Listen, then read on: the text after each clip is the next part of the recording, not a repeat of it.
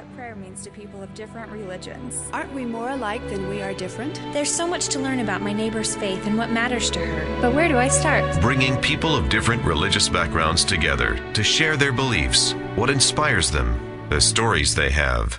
This is People of Faith with Carole Mikita on KSL News Radio 102.7 FM and 1160 AM. Welcome, everyone. So glad that you could join us today. We have an author in studio who has written a book with a most charming and unusual title. It simply states, "Does this insecurity make me look fat?" Michelle Wilson is our guest today. She's a stay-at-home mom, a blogger, a speaker, and a writer. Through serving a full-time mission, teaching seminary and Sunday school classes, and speaking at firesides and conferences, she's developed a love of the gospel and a simplicity. She is a lover of God, family, laughter, and chocolate. Pretty much, she says, in that order. Michelle lives with her husband, Jerry, and their 3 children in Washington State, and it's lovely to have you with us. Thanks so much. I'm glad to be here. Talk to me about how you decided to put all of these wonderful stories and thoughts into a book. You're laughing already. I am laughing already. This subject of insecurity is one that's very dear to my heart. I struggled a lot with it in high school. Mm-hmm. And I started a blog about 8 years ago called My Dates with God. And I started writing and sharing some of these stories and very similar kinds of thoughts and encouragement. And I got a really, really good response from a lot of people. And I thought, it would just be great if I could put it out there.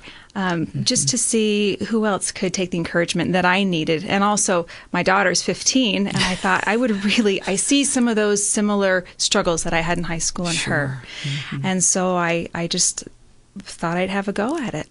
Well, and it's a really comfortable size that you can slip into a handbag. Yes. or carry with you wherever you are, and take it out and read one of the sub-chapters in the larger chapters. And that's what's it is a comfortable book, and it's full of information and really good stories. And thank you. So you're welcome. Obviously, you're saying that it is a pep talk, but it includes humor alongside very serious situations that you address. That combination, I think that's part of your personality, but you insisted on that coming together of those two concepts. Yeah, I very much write how I talk.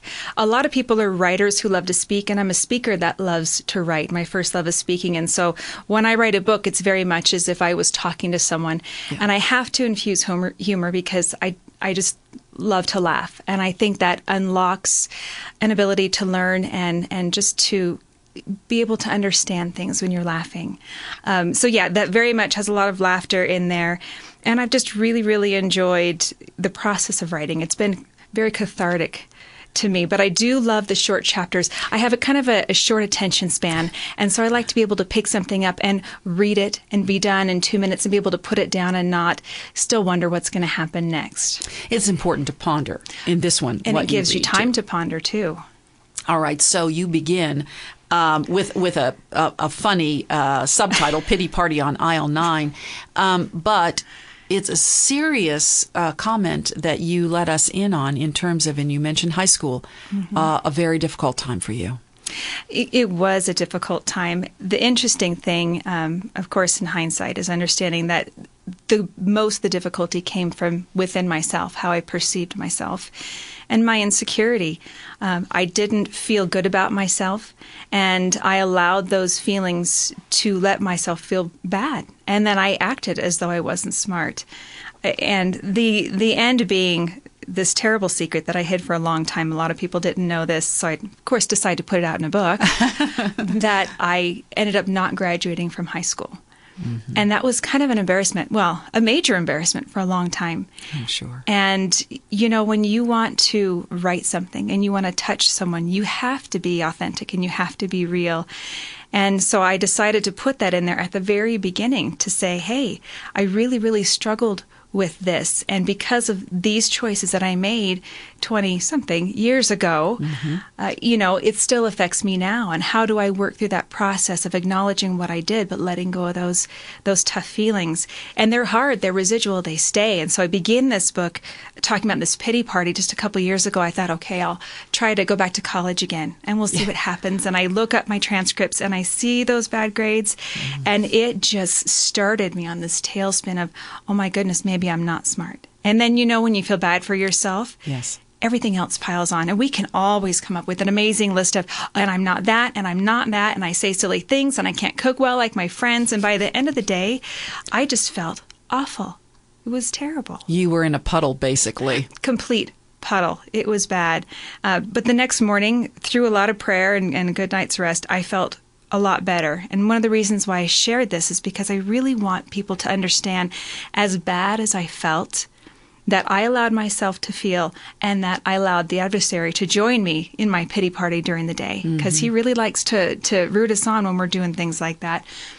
It was God that made me feel that much better. He has the power to help us as we try to redirect our focus and try to pull ourselves out of those. He has that power to pull us up as we're reaching up. So that was very important for me to start the book with the understanding that, it's hard to feel good about yourself, but He's there to help. And that's a beautiful place to start, because you moved on to asking God, and what happened next after hitting the wall with not finishing high school. You made a major change in terms of a matter of faith, and that was to serve a mission. Yeah. And that really was the point in time where I began to find my worth. Up to that point, I had been looking sideways, looking at other people, hiding from myself, embarrassed about what I was doing. I covered it up really well. I've always had very spunky personality, and always, been the jokester. So a lot of people probably didn't know that I really struggled with that lack of confidence, which I think a lot of people do. We hide it really, really well. But when I decided to serve a mission, and I really delved into the scriptures, and I really worked on my relationship with God, when I stopped looking side to side and started looking up for my worth and looking inward, that did change me. And it changed me, but partly it helped me to lift myself above where I was for a different perspective. And I started to see myself as He did. And I realized I wasn't terrible. After all, I've always been pretty good. I made some poor choices, obviously, but I allowed myself to believe that I wasn't good enough. And, this idea that women compare, or at least we admit, much more than men. I'm not sure whether men just don't talk about that. I haven't decided, but we certainly talk about it, and the evidence of the idea of that manifests itself in so many ways in our society. Yeah. It's. I think men do that, but they seem to be more the macho. I can lift that and I'm stronger. We do compare ourselves, and I think in part it's because we have this innate drive to figure out where we belong. So we walk into a room and we want to, she's this and she's that, and how do I compare up? How do I measure up? How do I fit in? And we're trying to figure out who we are. And that comparing is really hard. And it's really hard when you've got someone telling you you're great and you've got someone else telling you that you're not. And that has happened to you. You are so wonderfully honest. As you said, it's best to be honest when you're writing a book. But I thought, oh boy, I don't know whether I would say. People have been so odd in their phraseology to you. Yes. There are certainly the compliments that come your way. And then other people, for example, I remember I don't like you. Oh, I couldn't believe that one. It was a lovely woman that I worked with. And, I enjoy her. We're very different personalities. I'm all about hugging and she's all about work. She's very pragmatic and I'm just, woo! And one day we were talking and she just says, I don't get you and I really don't like you. And what do you say to that? I don't know. In high school, I got that often, and I believed it. Yes, you did. But it took me a long time, and I was able to smile and say, that's okay, because I like me. And that's okay to like yourself. I think sometimes we think, we can't say that because that sounds arrogant, or that sounds this. But God wants you to like yourself. He likes you. He made you. He wants you to be able to like yourself. We are visiting with Michelle Wilson, the author of Does This Insecurity Make Me Look Fat? We have so much more to discuss. Please stay with us.